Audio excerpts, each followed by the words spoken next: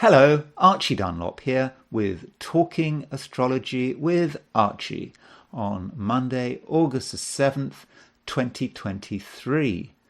Today is the halfway point between the summer solstice, if you're in the northern hemisphere, and the autumnal equinox, again, if you're in the northern hemisphere. Of course, if you're in the southern hemisphere, the summer solstice is kind of like the winter solstice, and the autumnal equinox is kind of the spring equinox. So there is this bias towards the northern hemisphere in our terminology.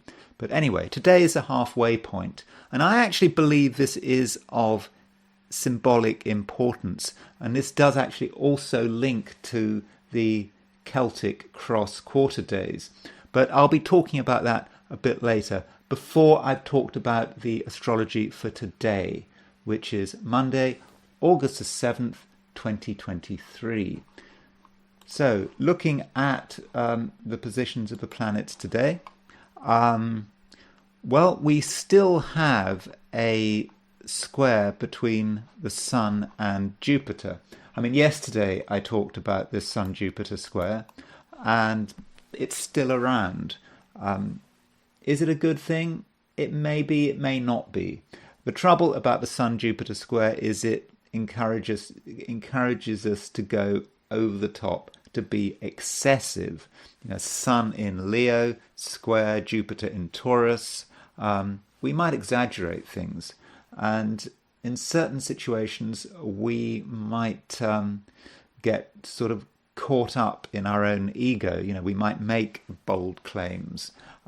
We might feel we have to defend ourselves. We might feel we have to tell the world how wonderful we are, almost as a way of self-defense. And then we're stuck in a position that we can't climb down from. So I would advise you not to take overly dramatic positions, because compromise and retreat could be very difficult once you're stuck there on your pedestal. So that could be a bit of a problem. On the plus side, it's very optimistic. Sun square Jupiter is thinking beyond its immediate environment, thinking about something bigger, and I think that could be useful. So yes, by all means, think positively.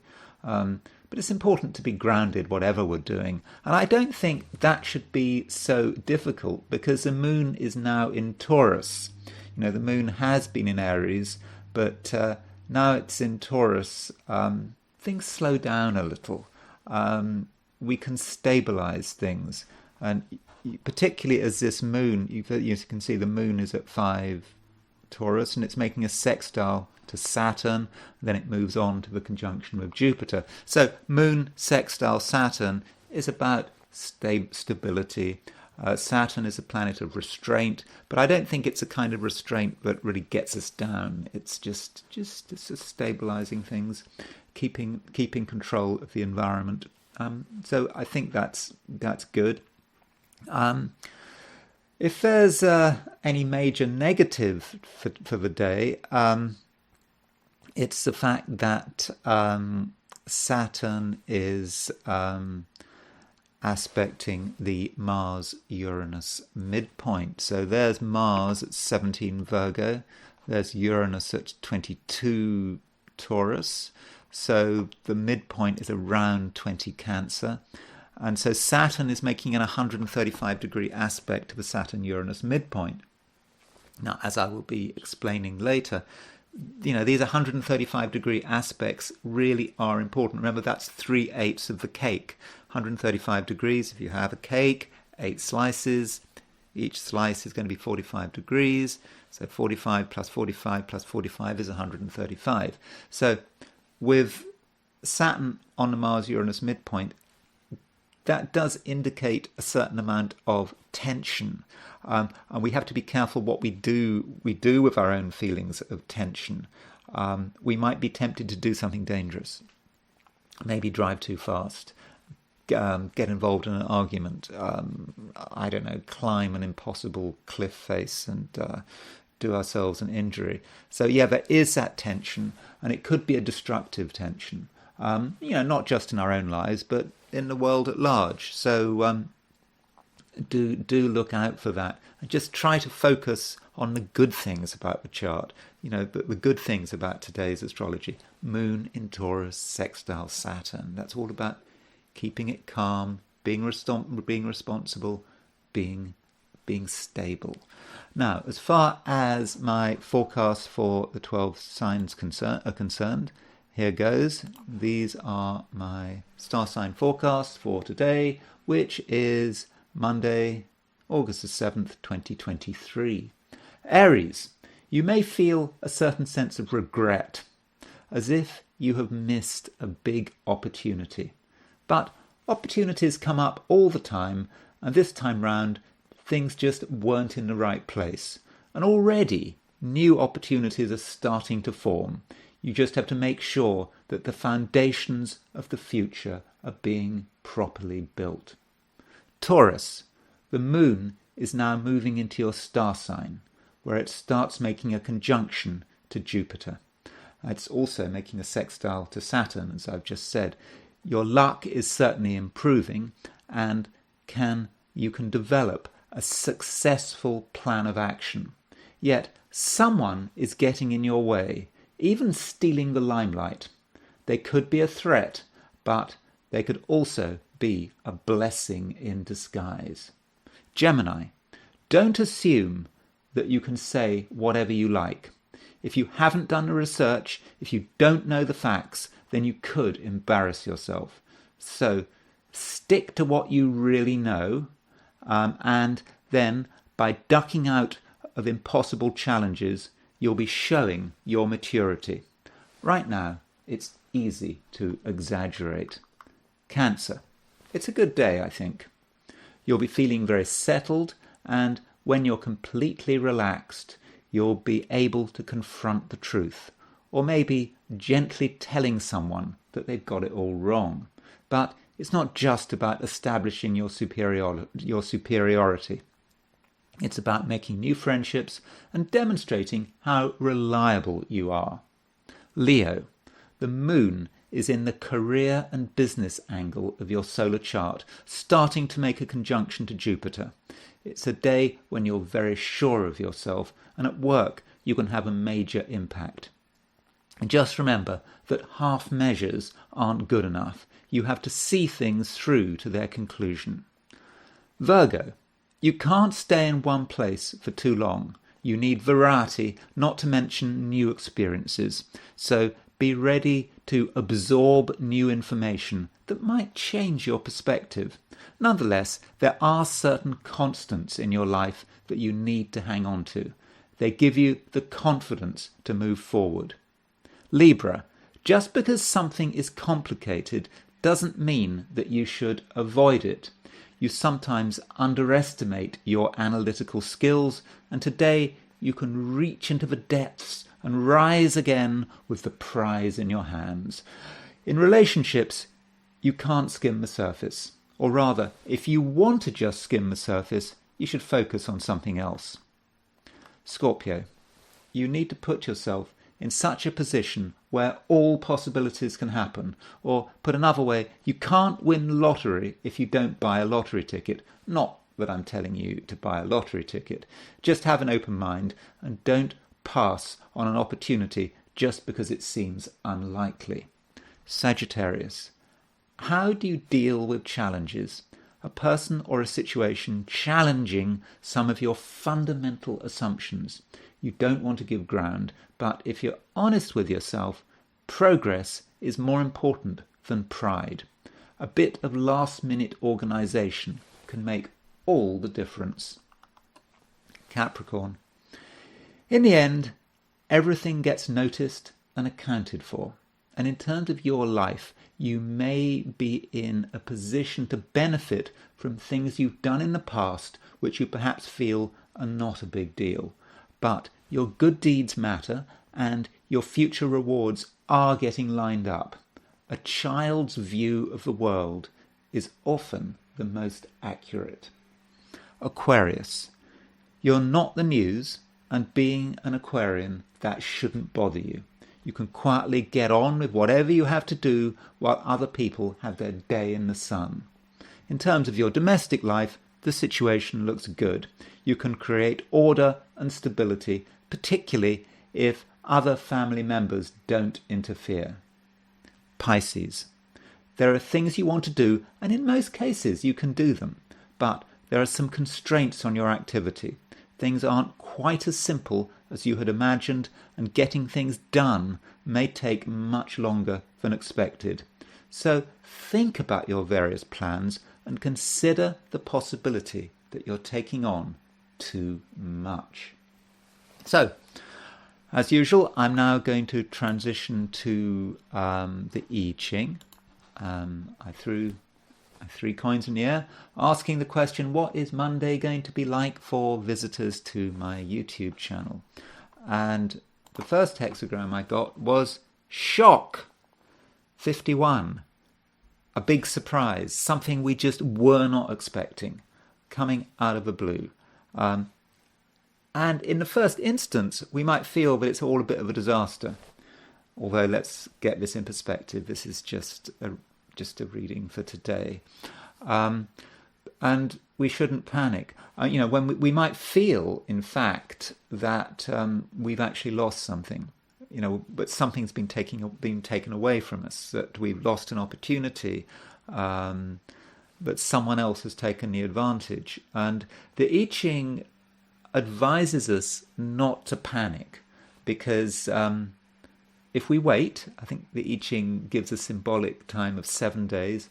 After 7 days, we will get it back. Now, I'm not saying it's going to be literally 7 days. It may be 7 hours, it may be 7 minutes, whatever. But if you're panicking, you think, "Oh my God, it's gone." Don't worry. Just relax. It almost certainly will return. You will get it back. If it's yours, if you deserve it, you'll get it back. At least that's what the I Ching is saying. Now, this hexagram, 51 shock, it does move. It moves to the second it moves to hexagram number 54, which is the marrying maiden. This is about a young woman who gives herself up too easily, perhaps, to marriage. It's about a situation that's easy. A person that's just there, or a situation. It's all too easy. We can just. In the I Ching, it's talking about a marriage, but it's about any form of relationship or some business opportunity, someone offering us something. It all seems too easy, and we have to be careful. There is a danger here that if we take something on board without thinking through the consequences, what seemed to be easy at the beginning could be a complete nightmare at the end. So that's the I Ching reading for today, and I now want to look at the main theme, which is this halfway point we're at.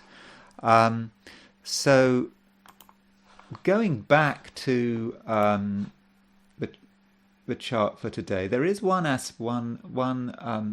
thing I did not mention, and it's this. It's the fact that the sun, you see the sun is at 15 degrees Leo, 14 degrees, 54 minutes Leo. So it's right in the middle of the fixed signs. Now, the summer solstice was in June. Again, if you're in the Northern Hemisphere, apologies if you're in the Southern Hemisphere for my Northern Hemisphere bias. So that was when the sun was exactly at 0 degrees Cancer. And the solstice is the autumnal equinox when the sun is at 0 degrees Libra in 6 weeks' time. So in other words, around 6 weeks ago, it's a bit more than that, 7 weeks ago, was the summer solstice. In 6-7 weeks' time, it's the autumnal equinox. And right now, we're halfway there. We're right in the middle of those 2 points. And I would argue that that time is actually quite magical. It's not quite like a solstice, but what we've got today, it's kind of a mini solstice. It's a mini solstice equinox experience today. And it does have a precise time. We can say that it's, let's find out, here it is. This is the precise time. According to my program, if you're in London, it would be at 7:22:26 p.m. So early evening in London, 7:22 in London would be 7:22 p.m. in London would be 2:22 p.m. in New York, 11:22 a.m. in Los Angeles. That would be 8:22 p.m. if you're in Paris, for example. So there is an event, maybe even a magical event, when the sun is square, when the sun is making a semi-square to 0 degrees Libra and a semi-square to 0 degrees Cancer.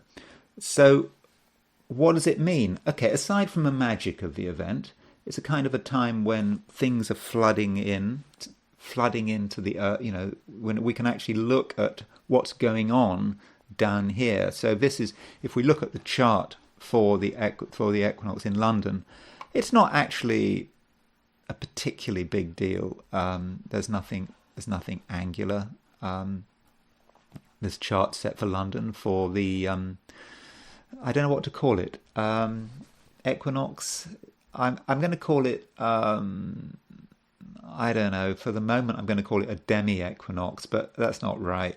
But anyway, let's call it a demi-equinox for the time being. I can think about what to call it later. So the demi-equinox today is, that's a chart set for London. Let's see, we can reset that for, we could reset it for Kiev.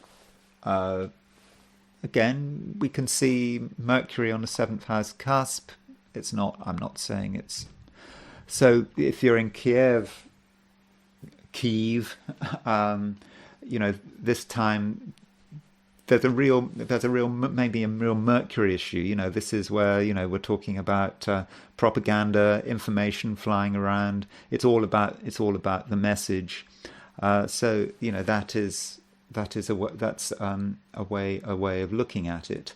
Now, so the question is, the question that I really want to consider is, do these demi-equinoxes actually work? I mean, is there any grounds for thinking that in the past they might be important? So what I've done is I've looked at the most important or most dramatic year I can think of. Okay, there are lots of dramatic years, but okay, I've gone for 1939. And so what I've done is I've set up the demi-equinox for 1939, for August the 8th, 1939, and I've set it for Berlin. So remember, Germany invaded Poland on September the 1st. So you would have thought that the demi-equinox, which happened, this was 3 weeks before Germany's invasion of Poland, you would have expected things to be happening. You'd expect a dramatic chart. And so this, I think, is actually borne out in this demi-equinox chart set for Berlin. You can see that Saturn is exactly on the 7th house cusp. That does suggest perhaps war. The 7th house is enemies. There's something going on in terms of foreign affairs. Saturn on the 7th house cusp, and the moon is in the 7th house cusp, and the moon and the sun. You can see that the sun is exactly on the midheaven set for Berlin, and the moon is squaring the sun. So overall, I think there are grounds for thinking that it might be working. So yes, I mean it's a short video today, but I just wanted to tell you about the fact that today is the demi-equinox. So yeah, enjoy your demi-equinox, and perhaps do something special to mark this halfway point between between the solstice in June and the equinox in September. So I hope you found that useful. And yeah, in future, try to mark these these halfway points. I should have said that they do kind of link to the Celtic cross quarter days. For example, Halloween is a Celtic cross quarter day, October the 31st, and I think I have read. I think his name was. There was an astrologer called Gregory Santo, and he wrote a book, I think in the 80s, where he kind of linked these cross-quarter days to what I'm talking about, this exact point where the sun is halfway between the solstice and the equinox. Maybe the whole point of these cross-quarter days, remember, we had a Celtic cross-quarter day, Lugnasad, on August the 1st. So maybe originally these cross-quarter days were supposed to be halfway between the solstice and the equinox, and it got moved over. And I know that these cross-quarter, this demi-equinox is just a very mathematical thing. The sun moving to 15 degrees of a fixed sign. It's not very dramatic and magical, at least compared with the Celtic perspective. From a Celtic perspective, the other cross-quarter days, you had February the 1st, the festival of Imbolc, May the 1st, Beltane, August the 1st, which we've just had, is Lugnasad, and then you've got Samhain, or Halloween, on October the 31st. So maybe these things do, though, need to be in your calendar, and you need to celebrate them. So that's all I'm going to say for today. Thank you for listening, and I will talk to you tomorrow.